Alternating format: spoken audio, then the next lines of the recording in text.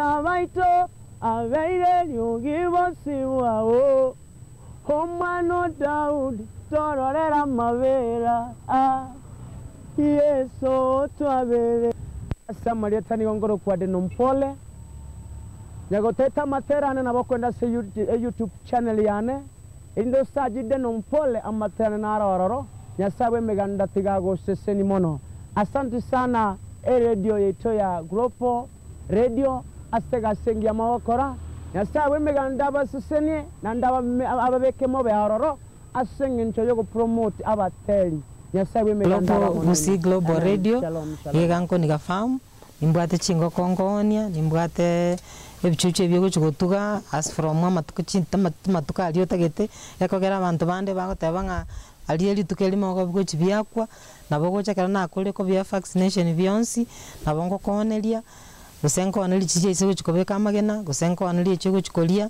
chitwani njirororo nabo ngo konelia magena narora yokonia magena naro yo guturagia banya gutagete karibu nabo ngo koneli byonsi etwani enene 1500 nengo ko engiye byege kabwato gechire 700 to 800 but it's negotiable ande nche gongo toka ase nambeye 0722282631 nande nosa ko Google kanya go ko town yo Google ko ga mabere mange gotagete ko gore ngombe nero nabo konyora lakini mono na mabere na manga per day na utokonyora 100 liters na igo munye kogwata matanga kogwata shere tukanya kuchandeka tukanya kora mabere ye packet ake sinuko nigafamu mchuo ya mabere atuwani go na bakonyora 40 liters nogwata matanga 40 liters nogwata kirageli 50 liters na bakonyora ande kutaka kondigia na bakonyora se nambeye 0722282631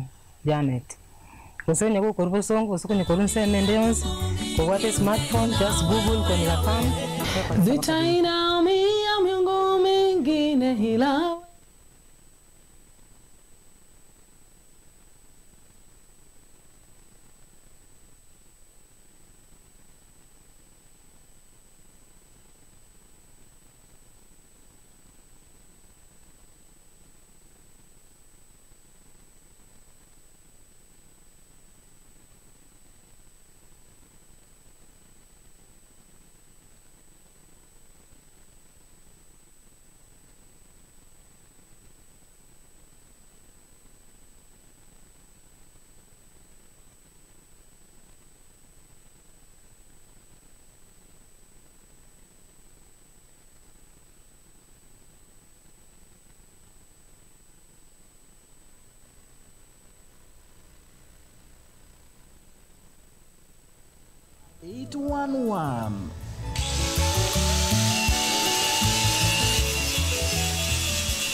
Je, unahitaji kukarabati gari lako?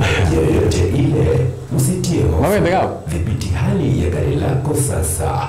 Ramizworks inakupa huduma bora zaidi. Hapa wanakupa huduma zote za kiroji kwa magari ya kila aina. Ramizworks na deal na panel beating, spray painting.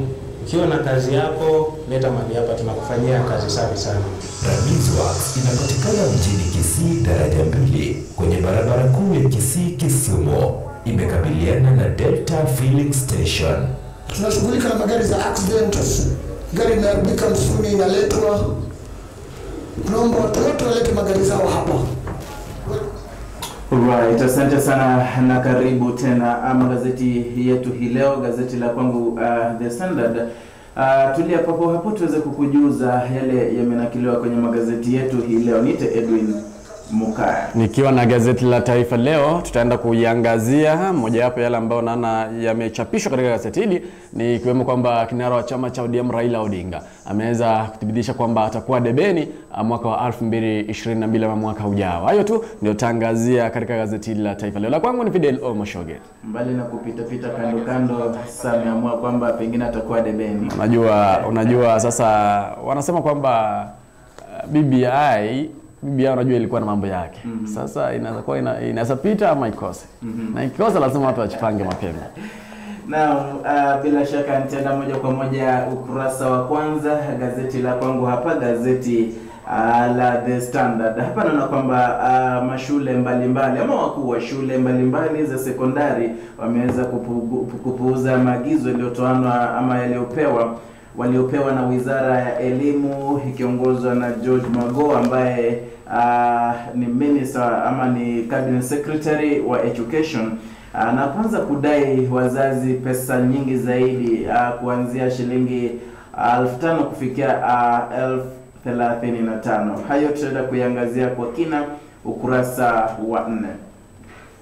Vile vile tutaenda kuangazia nyayo za Tom Mboya pale Rusinga Island ukurasa wa 22 na 23. Vile vile tunaenda kuangazia ukurasa wa 24 25 pale maeneo ya Baringo vijijini ama vitongojini penye pale Lake Baringo, ingawaje wenyeji wanafurahia zaidi na kuyatumia maji yale ya Baringo kidogo. Kuna wale mamba ambao wanaendelea kuwatia makofu watu wa maeneo haya. Vile vile tunapa Raila na Ruto warushiana cheche za matusi kuhusiana na corruption ama ufisadi, kisha kuna wanalaumiana, mmoja analaumu mwenzake, mwingine mwenzake, vile vile kusema kwamba pengine kama Raila atachukua uongozi ataweza kuwatia wao mahasidi wa ufisadi ambao wamekita kambi kwenye chama cha Jubilee aweze kuwatia ndani wazee pale shimo la tewa. Hayo tutaenda kuiangazia ukurasa wa 8. Ndo haya. Katika ukurasa huu ama katika gazeti la Taifa Leo kuna yale ambayo tutaangazia. Najua jana Wakenya wengi waliweza kumkashifu naibu rais William Samoei Ruto pale kwa sababu unajua kuna yale masharti ambayo yamewekwa ya kudhibiti msambao wa COVID-19. Jana aliweza kujitoza pale katika Umoja One, akaendelea kuwahutubia wananchi na niliona akimkatasa polisi mmoja kwamba waruhusu wananchi waje pamoja ili waweze kuzungumza. Wengi waliweza kusema kwamba hiyo si nia nzuri kwa Wakenya. Ni kama anahatarisha maisha ya Wakenya. Wengine wako wamevaa barakoa, social distance haikuwa. Huyo Boris alikuwa anahakikisha kwamba kuna social distance, lakini sasa huyo naibu rais aliweza kumkanya kwamba awaache wananchi waweze kumfika karibu ili waweze kuzungumza moja kwa moja.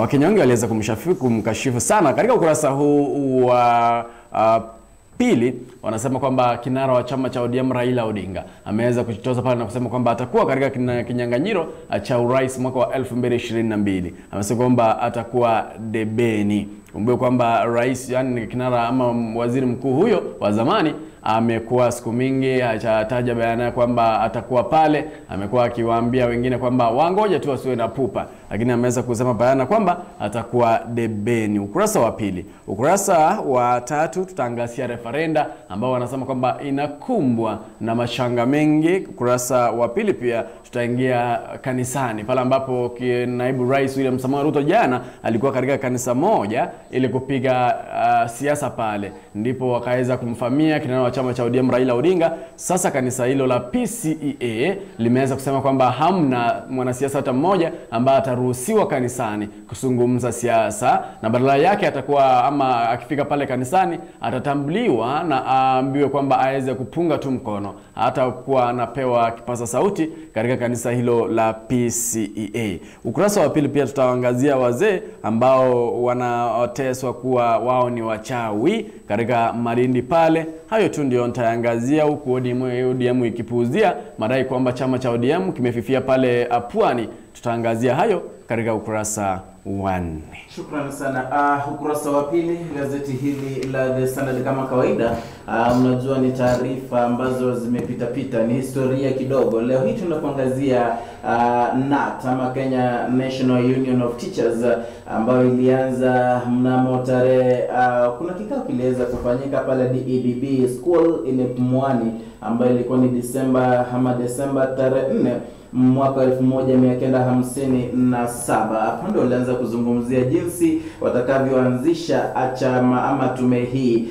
Vile vile iliweza kusajiliwa mnamo Mei tarehe 14 mwaka 1958 na kuwa vyama zenye ilikuwa na nguvu nyingi zaidi. Hapa watu walikuwa wengi, vile vile ilikuwa na membership ama kuna wengi walikuwa pale karibu ni takriban 1240. ambao walikuwa wamejisajili na NAT wakati huo, na vile vile tunaona kwamba ilikuwa na nguvu zaidi. NAT ilikuwa na nguvu zaidi, si kama sasa hivi kwamba kulikuwa na migomo mbalimbali, kulikuwa na migomo anuai ili walimu watetee mishahara yao. Walikuwa wanasema kwamba kidogo waweze kupatiwa mishahara tosha ili waweze kujikimu. Kuna kiongozi wao alikuwa anaitwa nani? Yule alikuwa anaitwa Stephen Kioni, ambaye kuna wakati mmoja waliweza kushikwa pamoja na walimu wengine 300 sababu walikuwa wameongoza migomo mbalimbali nchini Kenya.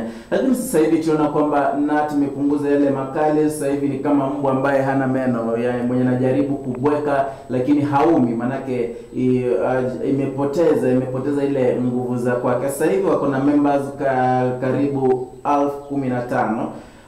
Kumbuke ilikuwa na 1240 hapo kitambo, lakini sasa hivi ni 1015. Kwa hivyo Stephen Kioni aliweza kutolewa, baadaye Ambrose Adongo akaingia uongozini, na sasa hivi tunaona kwamba Collins Oyundi amechukua nafasi ya katibu mkuu, wakati headquarters kidogo ziliweza kungolewa some of the advantages na auctioneers ambao walikuwa na wadai milioni 1.4 ambao walikuwa na deni la kwao. Ni hayo kurasa wa pili, ni historia tu kama kawaida. Kwa hivyo itabidi kwamba umetafuta gazeti la kwako, umejisomea historia hiyo kwa kina. Vile vile kurasa wa 3 hapa ndo tunaangazia ni historia nzuri hapa kidogo. Anasema kwamba katika dispensary ama vituo vya afya vingi hapa nchini hakuna glavu ama vile vile hakuna mipira ya kondomu. Anasema kidogo imeweza kupungua kutokana na utafiti ambao umefanywa na The Standard, haswa pale Uasin Gishu pengine, ambapo waliweza kufika pale wakagundua kwamba mipira ya kondomu imekosa huko kwa wiki karibu miezi 2 iliyopita, na hii sasa hivi inaonyesha kwamba pengine watu watambukizwa magonjwa mengi zaidi, wengi zaidi ugonjwa ama virusi hivi vya HIV. Kutokana na Mr. Nelson Otuma ambaye ni mwakilishi wa watu ambao wanaishi na virusi vya ukimwi, aliweza kusema kwamba upungufu wa kondomu hizi utaelekeza kwamba watu wengi zaidi wameweza kuambukizwa virusi hivi vya HIV. Vile vile sasa hivi kunyosha kidole cha lawama kwa ile tume ya KEMSA ambayo pengine haijachilia ile consignment ili waweze kupata glove hizo pamoja na mipira ili iweze kusaidia wengi pengine kupanga uzazi na vile vile kuzuia maambukizi ya ugonjwa wa ukimwi kwa kiwango fulani. Asante sana. Ni hayo kurasa wa pili, kurasa wa 3. Katika ukurasa huu wa pili kuna kanisa ambalo ni la PCEA ambalo limeweza kupiga marufuku siasa kanisani. Kumbuke kwamba jana naibu rais William Samoei Ruto alikuwa pale katika kanisa hilo ambalo linapatikana katika Umoja One, pale ambapo aliweza kuzungumza na kumfamia kwa ndani sana kinara wa chama cha ODM Raila Odinga, ambaye pia alihudumu kama waziri wa zamani. Alisema kwamba waziri huyo ni mfisadi, na alisema kwamba wakati alikuwa anahudumu kama ama wakati alikuwa serikalini alikuwa mfisadi, na sasa ameingia serikalini pia ameanza kupora, na wandani wake wameanza kupora fedha ambazo zilikuwa zimetengewa kutibidhi msambao wa COVID-19. Kumbuke kwamba pia kinara wa chama cha ODM Raila Odinga pia naye aliweza kumfamia jana akisema kwamba akiingia mamlakani ataweza kuwakabili wale wote ambao ni wafisadi ama ambao wanatumia fedha za serikali visivyo. Huo ni ukurasa huu wa pili. Hivyo kanisa hilo liliweza kukongamana pale Moro, wakaweza kuamua kwamba hamna kiongozi hata mmoja ambaye atakuwa anaruhusiwa kuzungumza siasa kanisani. Katika ukurasa huu pia wanasema kwamba Raila ajitoza ambioni mwaka wa 2022. Hii ni baada ya muda ambao ni muda mwingi ambao umepita. Kinara huyo wa chama cha ODM Raila Odinga, pia waziri wa zamani, watu wengi wamekuwa wakimuulizia kwamba aje bayana aweze kusema kwamba atakuwa katika adepe. Sasa lakini jana aliweza kusema kwamba atakuwa pale na Wakenya wajitokeze kwa wingi ili kupiga kura. Katika ukurasa huu pia wanasema kwamba kuna leo uchaguzi ambao utakuwa unawachagua viongozi zaidi ya wajumbe 500. Huu ni uchaguzi wa vyuo vikuu vikiingia debeni. Kumbuka kwamba kuna vyuo vikuu vingi nchini Kenya ambavyo wanasema kwamba vitaingia debeni ili kuwachagua viongozi wao. Katika ukurasa huu pia kuna yule ambaye ni kamanda wa jeshi la anga ambaye anajulikana kama Mbijiwe. Ameweza kupotea kwa takriban kama wiki mbili hivi. Mama yake ambaye ni Bi Jeni Gatwili ameweza kujitokeza na kuhimiza Kenya na serikali ya Kenya iweze kumsaka. Katika ukurasa wa 3 wanasema kwamba bado BBI ina vikwazo tele vinavyoiandama. Hii ni baada ya viongozi kama majaji kuweza kuzungumzia ripoti hiyo ya BBI na wakaweza kutimiza Ijumaa wiki iliyopita. Ilisema kwamba mahakama ilisema kwamba itatoa uamuzi huo mwezi wa 8. Wanasema kwamba kuna yale majanga, mafikwazo ambavyo vinaendelea kuiandama ripoti hiyo sima ya BBI, pale ambapo wanasema kwamba hakuna fedha za kuandaa referenda. Wengine wanasema kwamba bajeti ambayo walikuwa wameiandika ya 2021 haikuwa imejumuisha referenda katika bajeti hiyo ambayo ilikuwa imepeanwa na mahakama ama tume huru ya uchaguzi ya IEBC. Kumbuka kwamba waliweza kupewa bilioni 14 ili kuweza kujikimu katika uchaguzi uchao. Na katika ukurasa huu wa 3 naona taarifa ya mwisho anasema kwamba Obado na Magara wapigania uongozi wa chama cha BDP kinachoshirikiana na naibu rais ambaye alikuwa mbunge wa zamani Omingo Magara. Anasema kwamba chama cha BDP ni chama chake na yeye ndiye ambaye ni chairman wa chama hicho na yeye ndiyo kinara wa chama cha BDP. Kumbuka kwamba BDP ambayo imekuwa ikishikiliwa katika akaunti ya Migori Okoth Obado ambaye ni gavana ni mwenyeji ama aliingia ama alihamia chama cha BDP na yeye anasema kwamba yeye ndiye kinara wa chama hicho cha BDP. Hayo tu ndio maangazio katika ukurasa huu wa 2 na 3, gazeti likiwa ni Taifa Leo. Ukurasa wa 4 gazeti la The Standard.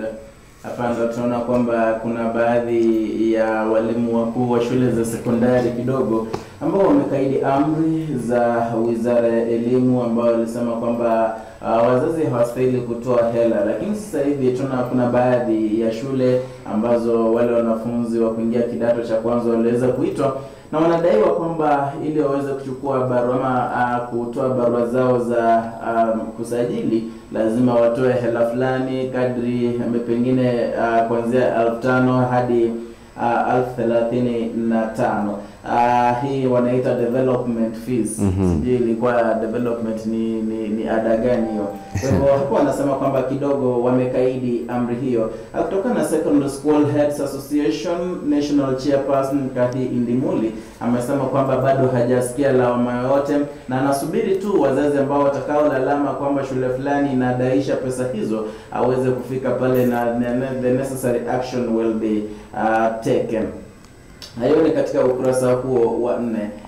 Vile vile ukurasa wa 4 ndio kisa fulani hapa ambacho kidogo ni cha kufurahisha. Kuna mwanaume mmoja pengine ni mwana bodaboda lakini aliweza kufanya kitendo fulani ambacho sasa hivi kimemtia matatani. Mwanaume huyu alikuwa anaendesha bodaboda yake akaenda kiacha karibu na dispensary moja. Huyu anatoka Kabuseduk village pale Bureti, Kericho County. Alipoiacha pale aliweza enda kwa rafiki yake akamwambia tafadhali naomba nikae hapa kidogo. Vile vile akapigia bibi yake simu akamwambia unajua sasa hivi niko na kidnappers wamenishika wanaendelea kunikimbiza sijui atanipeleka unknown location kwa hivyo wanadai utume shilingi 1,100. Kwa hivyo mwanamke yule yeye akatuma pesa ili bwanake aweze kuachiliwa. Na vile vile alipotuma hizo hela ikabidi kwamba ampigia polisi simu. Polisi wakumfuatafuata ndio hivyo wakapata huyu bwana kwa rafiki yake wakamtrace wakapata kwa rafiki yake wako salama tu anapiga gumzo hajashikwa unaona. Kwa hivyo ikabidi wamewashika wote na huyu rafiki yake. Lakini baadaye rafiki yake aliweza kusema kwamba hakuwa anajua lolote na akaweza kuachilia. Kwa hivyo bwana huyu ambaye anaitwa Weldon Chepkwony aweza kushikwa na ataingia kotini kujibu mashtaka. Mungu ni bibi yake tu. Ni kama alikuwa anajua bibi yake ana pesa, sasa alikuwa anataka kuzitumia njia nyingine ambayo ya kupata zile fedha. Pengine anajua pengine aliomba bibi pesa akamnyima. Ni hayo tu ukurasa wa 4. Ukurasa wa 5 hapa ni matangazo. 6 ndo hivyo, 7 vile vile. 8 hapa ndo nitaizungumzia kidogo, kisha angazie gazeti la Taifa Leo. Hapa ndo tunaona kidogo kuna cheche za matusi ambazo kinara wa ODM pamoja na naibu wa rais William Samoei Ruto wameweza kuwa wakitupiana kwa siku 2-3 zilizopita. Kutokana na naibu wa rais ambaye alizungumza hapo jana, aliweza kusema kwamba kidogo afisi ya Prime Minister, aliyekuwa Prime Minister wakati ilikuwa inashughulika na kazi kwa vijana project, lakini pesa hizo hazikuweza kutumika vyema zaidi ama haziweza kutoa. Kwa hivyo akasema kwamba kidogo watu kama hao wanajifanya kwamba wanapigana na ufisadi ili hali wao ndio wafisidi wenyewe. Vile vile kwa upande wake kinara wa ODM aliweza kusema kwamba wakati yeye atakuwa kiongozi, manake hakutaja mtu, lakini anasema when we take charge all the thieves will be taken in, we will ensure that they are arrested and jailed in Shimo la Tewa.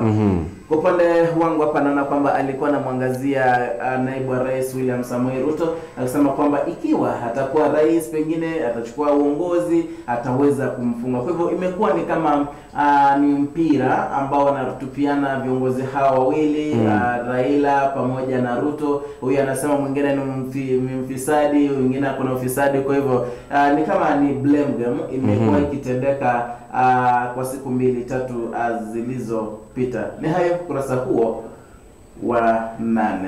Katika ukurasa wa 4 ni habari za county pale ambapo wanasema kwamba katika Pokot Magharibi kuna taharuki ya tanda wakazi wakitoroka mashambulio. Sehemu hiyo ya Pokot Magharibi imekuwa ikishuhudia tahadhari, usalama mkuu ukidorora pale. Sasa wanasema kwamba wale ambao ni wakazi katika sehemu hiyo wameanza kutorokea usalama wao. Katika ukurasa huu pia wanasema kwamba Malindi kuna watu 8 ambao waliweza kushikwa kwa dai la kuingia nchini kihalali ama haramu. Katika kaunti ya Turkana wanasema kwamba hospitali hasakosa glove na Panadol. Hospitali mingi by the way zimekuwa zikikosa, si Turkana peke yake, na kuna zile zingine nimeambiwa hapa Kisii ambazo hazina Panadol na gloves hapo ni katika kaunti ya Turkana, huko akisema kwamba kuna yale madai ambayo yamekuwa yakibuliwa pale Pwani kwamba chama cha ODM kimekuwa sasa kikidorora pale, wandani wake ama wale ambao walikuwa katika chama hicho wengine wameanza kuhamia chama cha United Democratic Alliance UDA, wengine wameanza kuunda vyama vyao. Madai hayo yameanza kupusiliwa mbali na gavana wa kaunti hiyo Al-Hassan Joho, ambaye amesema kwamba chama cha ODM ndicho chama ambacho kimeshikilia Pwani na hamna chama kingine ambacho kitakuja kiweze kishinda chama cha Pwani ama chama cha ODM katika mkoa huo wa Pwani. Katika ukurasa huu wa 5 ni habari za Afrika na dunia pale ambapo wanasema kwamba Zuma ambaye aliyekuwa rais wa Afrika Kusini kwa miaka 9 anairai koti itaadhimini hukumu iliyotoa dhidi yake. Kumbuka kwamba Zuma aliweza kufungwa gerezani kwa miezi 15 kwa tuhuma za ufisadi. Katika ukurasa huu pia wanasema kwamba kuna wahamiaji 43 ambao waliweza kufariki baada ya mashua yao kuzama Tunisia. Katika ukurasa huu wanasema kwamba 1400 wanakumbwa na njaa Tigray United ama America New York. Kuna watu 1400 ambao wamekumbwa na njaa. Wanasema katika Cambodia kuna pombe yenye sumu ambayo iliweza kuwaua wanakijiji 11. Katika Ufilipino kuna watu 29 ambao waliweza kufariki kwa ajali ya ndege, huku watu wengine 40 wakiwa wanapokea matibabu. Ukurasa wa 6 ni jaribio la mitihani 7 sehemu. Ukurasa wa 8 ni wanasema kwamba itakuwa vigumu kujuja wale wanasiasa ambao watakuwa wanapeana ama watakapeana degree. Kumbuka kwamba walisema kwamba kama kuna yule ambaye ana nia ya kuwania wadhifa wowote serikalini lazima awe na degree. Sasa tume huru ya uchaguzi IEBC imesema kwamba inaweza kuwa ni vigumu sana kuchuja ili kujua kwamba huyu degree yake ni feki, huyu degree yake ni halali. Wamesema kwamba itakuwa ni shida kujua uhalali wa degree ya kila mmoja.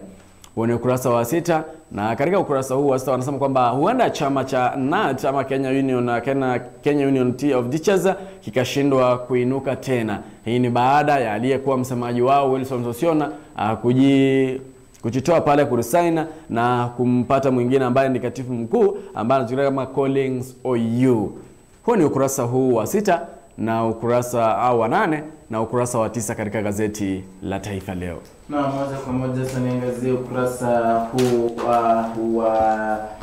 wa 8, nilishangazia 9 hamna lolote. 10 pande tunaangazia kuna baadhi ya viongozi wa maeneo ya Mount Kenya East ambao sasa hivi wako na mpango wa kuanzisha chama chao kipya. Kwa hivyo ni kama ukianzia chama hiki kipya italeta utengano baina ya viongozi hawa Mount Kenya. Na kumbuke kwa vile Mount Kenya ilikuwa ina vote kama block hapo awali, lakini sasa hivi ikiwa haya yataendelea kufanyika ni kama kura za kwao zitagawanyika kidogo. Vile huku kiongozi kinara ODM anaendelea na mazungumzo na baadhi ya viongozi kutoka pale Coast ama Pwani ukipenda. Hapo jana vile alikuwa na kikao kimoja na baadhi ya viongozi. Ni kama ni mpangilio wake kwake tu, ni strategies tu ama strategy zake tu. Anaweza panga nyumba yake vyema kabla ya uchaguzi wa mwaka 2022. Vile kwenye kurasa huo wa 10 ndo tunaangazia kuna baadhi ya viongozi ambao sasa hivi wanairai tume ya IEBC isiweze kusogesha mbele uchaguzi mkuu wa mwaka 2022. Hii ni kutokana kwamba katiba hairuhusu hivyo. Hawa ni viongozi wa OKA ama One Kenya Alliance, akiwemo Musalia Mudavadi ambaye vile ni kiongozi wa chama chake cha ANC ama National Congress, pamoja na yule wa Ford Kenya counterpart ambaye ni Moses Wetangula, ambao walisema kwamba uchaguzi hauwezi sogeshwa hata siku moja mbali na kufanyika mwaka wa 2022. Kurasa wa 11 ni matangazo. Kurasa wa 12 pando tunaangazia seneta wa Baringo ambaye ni nani? Ni Gideon Moi. Gideon Moi hapo jana pale Mogotio, Baringo County, aliweza kuambia wenyeji wa county hiyo kwamba hakuna uhakika kwamba BBI itaweza kupita, kwamba majaji ambao wako pale pamoja na mawakili kutetea uamuzi ama kutetea BBI ana uhakika kwamba BBI itapita.